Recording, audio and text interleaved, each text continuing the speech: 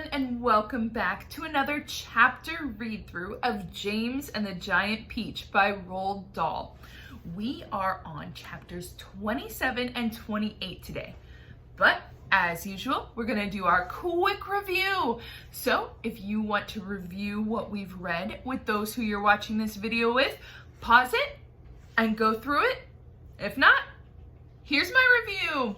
James Henry Trotter is our main character. He lived with his mean aunts, Aunt Sponge and Aunt Spiker, and got some magic to create this giant peach. It's as big as a house.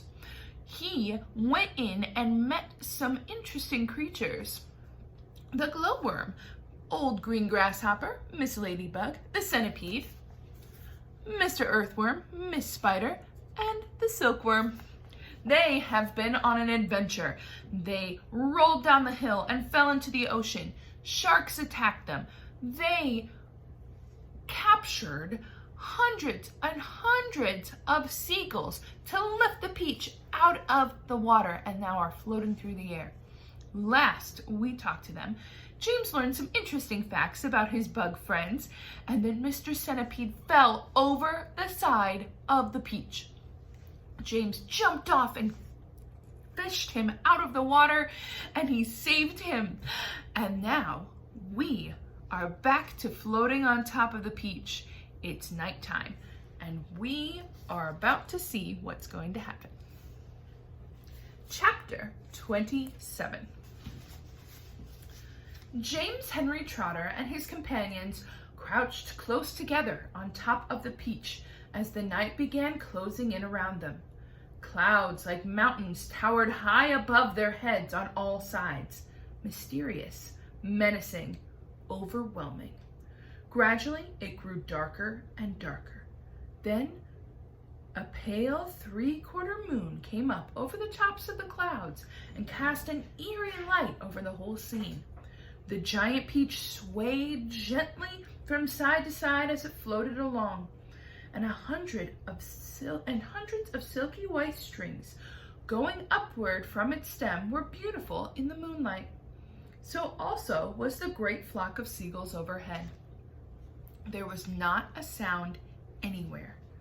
Traveling upon the peach was not in the least like traveling in an airplane. The airplane comes clattering and roaring through the sky, and whatever might be lurking secretly up there in the great cloud mountains goes running for cover in its approach. That's why people who travel in airplanes never see anything. But the peach, yes, the peach was a soft, stealthy traveler, making no noise as it floated along.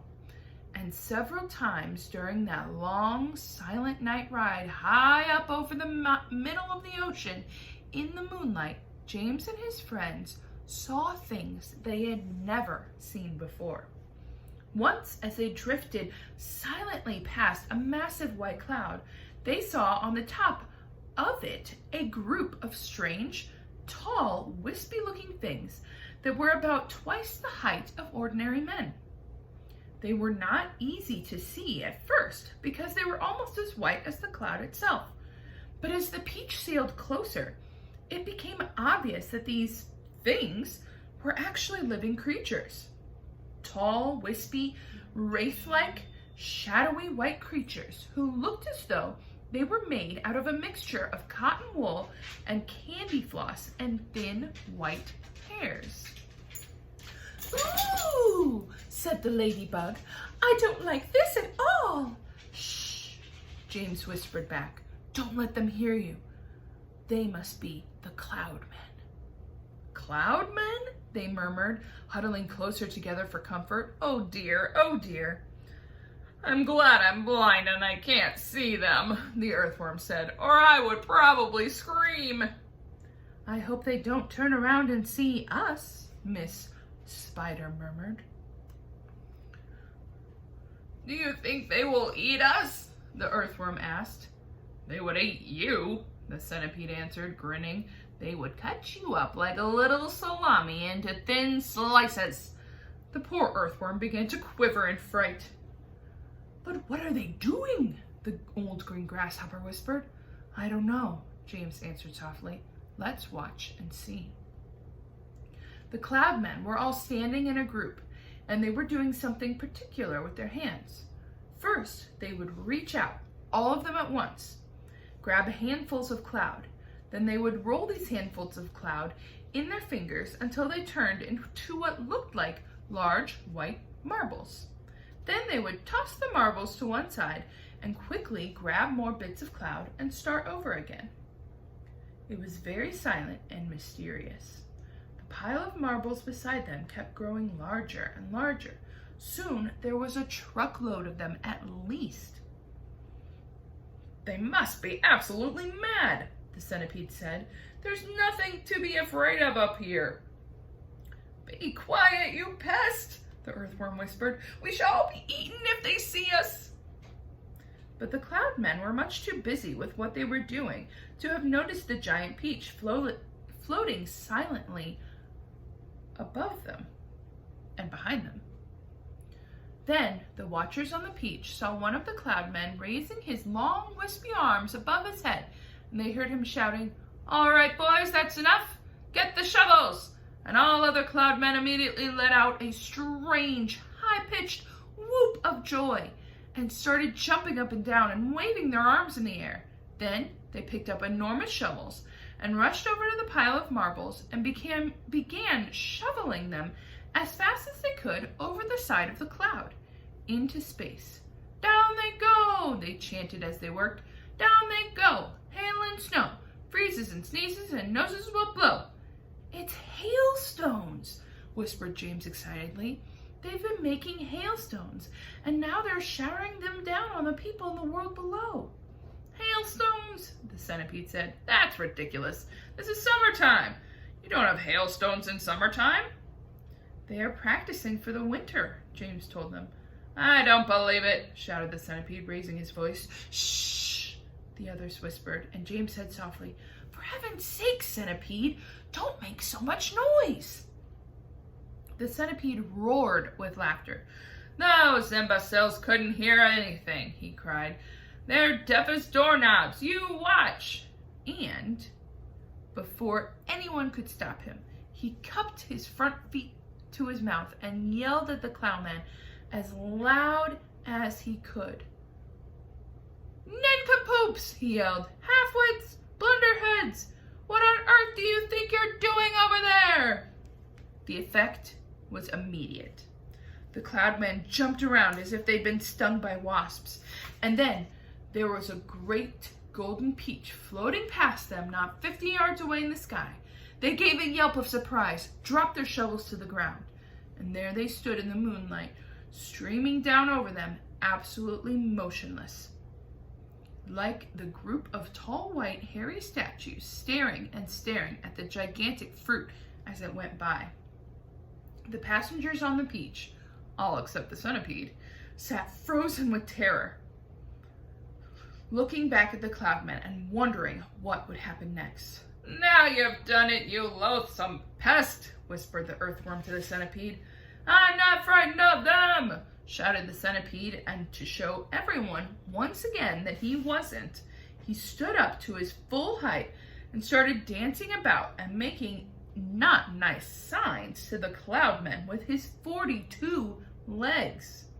This evidently infuriated the cloudmen beyond belief. All at once, they spun around and grabbed grateful handfuls of hailstones and, rushing to the edge of the cloud, started throwing them at the peach, shrieking with fury all the time. "Look out!" cried James. "Quick, lie down! Lie flat on the deck!"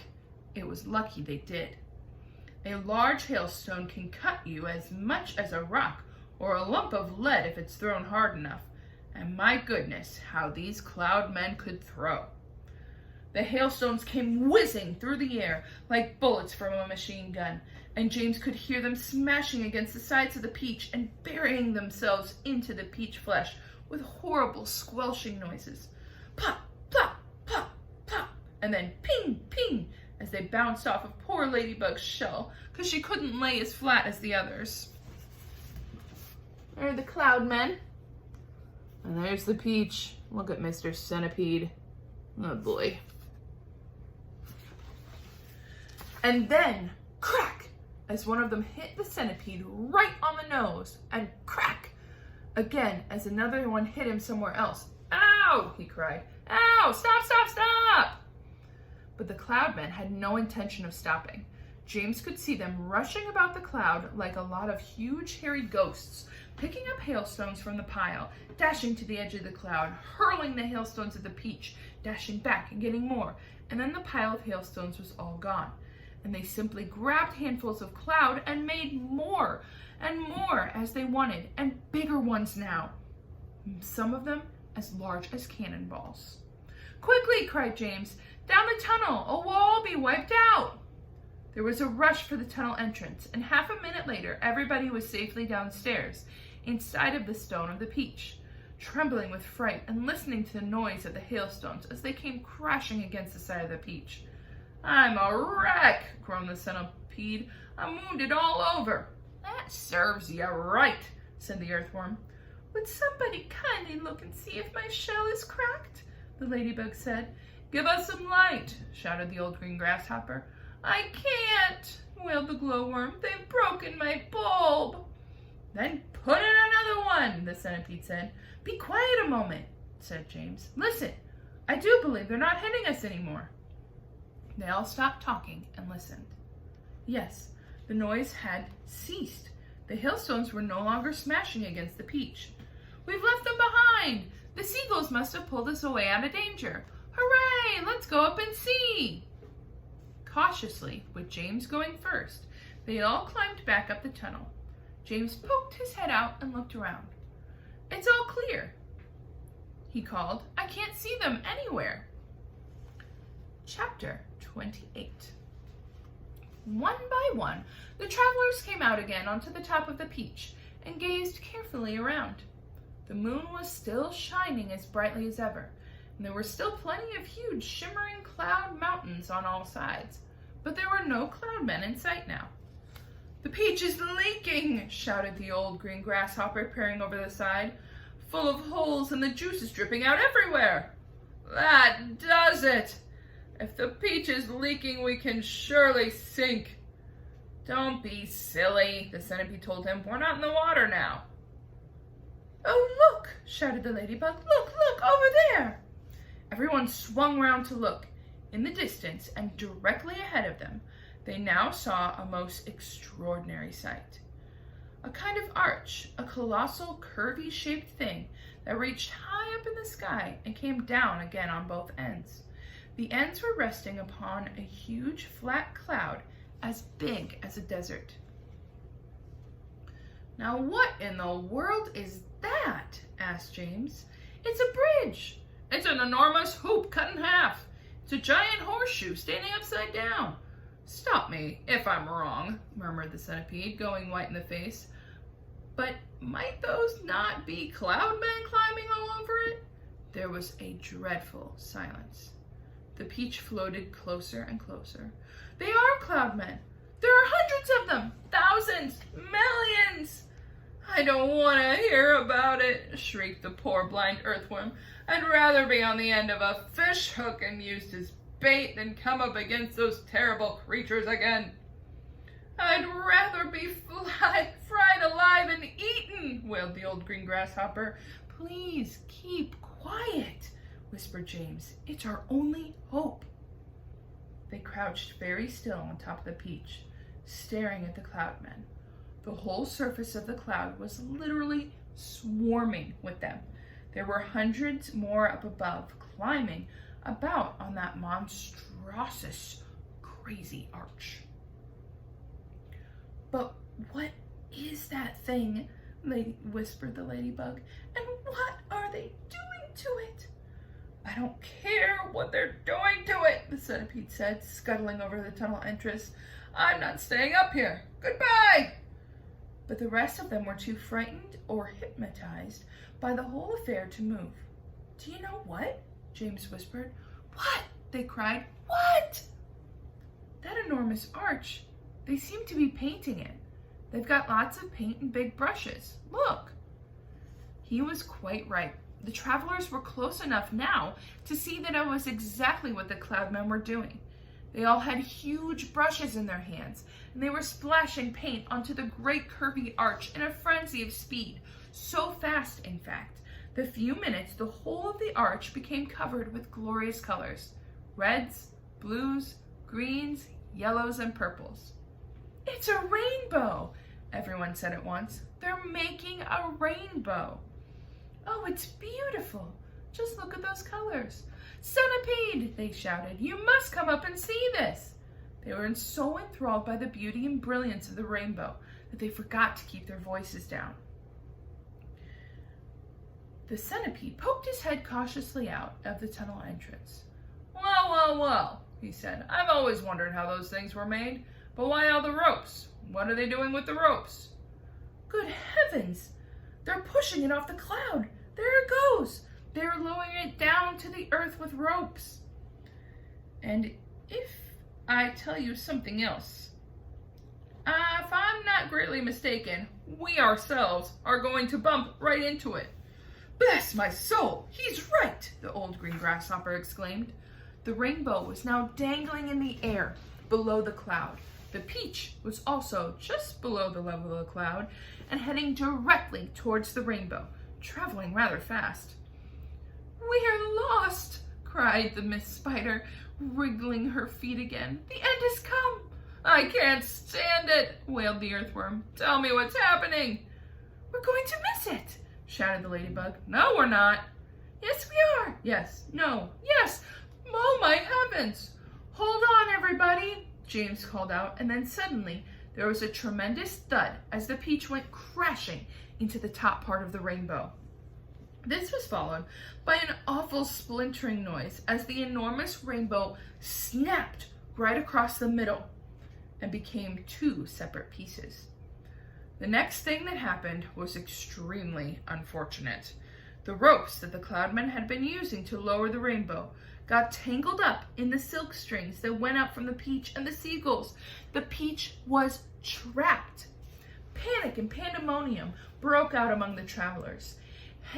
James Henry Trotter, glancing up quickly, saw the faces of thousands of furious cloudmen peering down at them over the edge of the cloud. The faces had almost no shape at all because of the long white hairs that covered them.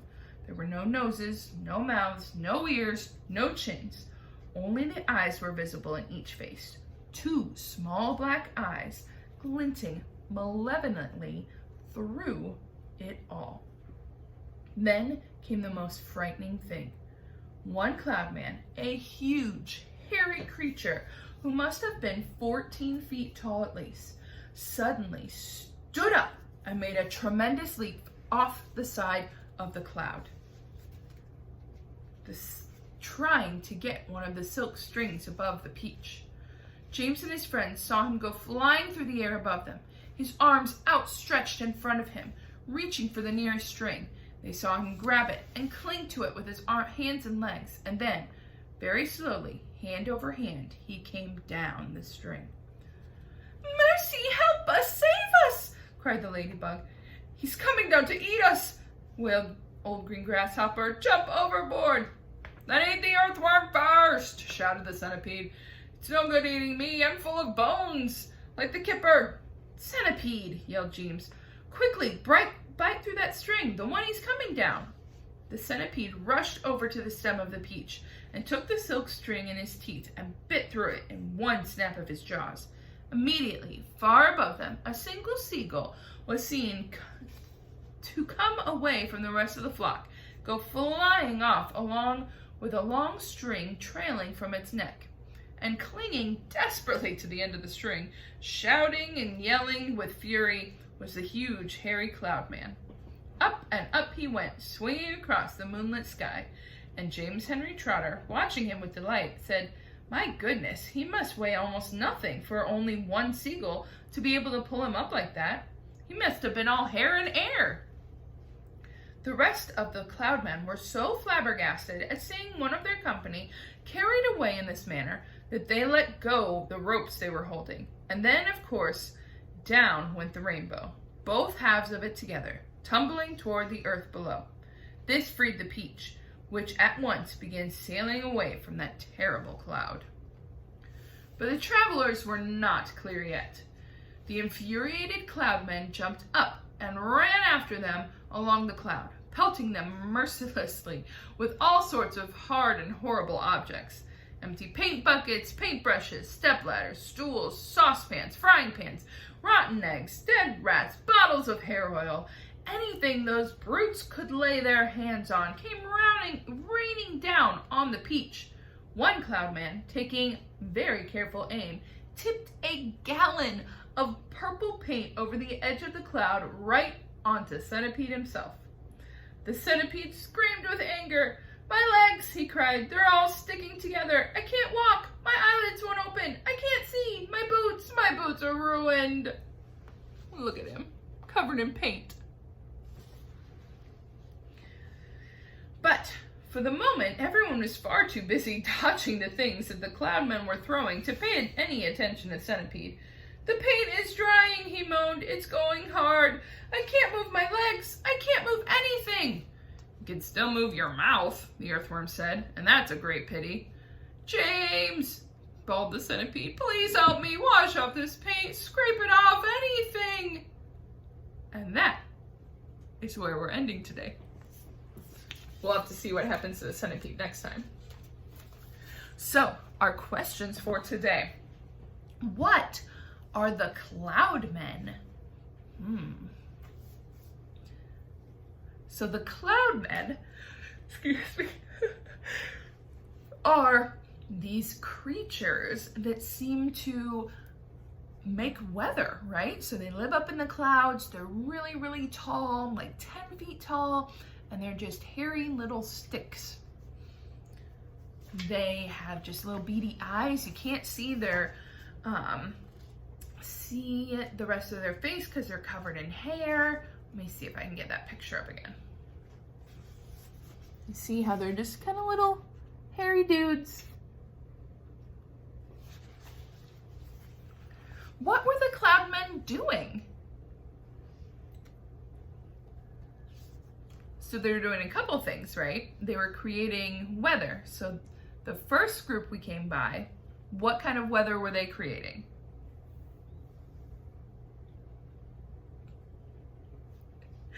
Oh, I'm so sorry. The morning mingle clearly didn't wake me up. They were creating hailstones. So they made little balls and then they piled them up and then they shoveled them over the side. What were the second group of Cloudmen doing? They were creating a rainbow. It was beautifully colored and huge. Why did the first group of Cloudmen attack the peach?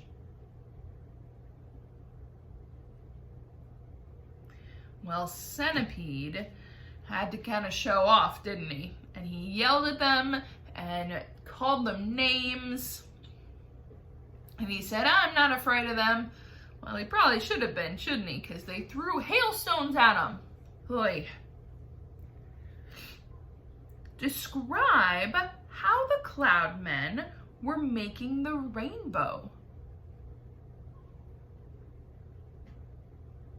So first they created this huge arch, right? And everyone was so confused. What is that thing? What's going on here? Is it a giant bridge? What is it? So there were thousands of Cloudmen up there, and they created this huge arch, and then they painted it, right? They painted it all the pretty colors that you see in a rainbow. So how, after the rainbow fell and got all tangled up with the peach, and then that Cloudman jumped over, how did they get rid of that Cloudman? What did they do? James told Mr. Centipede to bite through that rope, right? And then the seagull flew away and the Cloudman was just kind of holding on to the rope.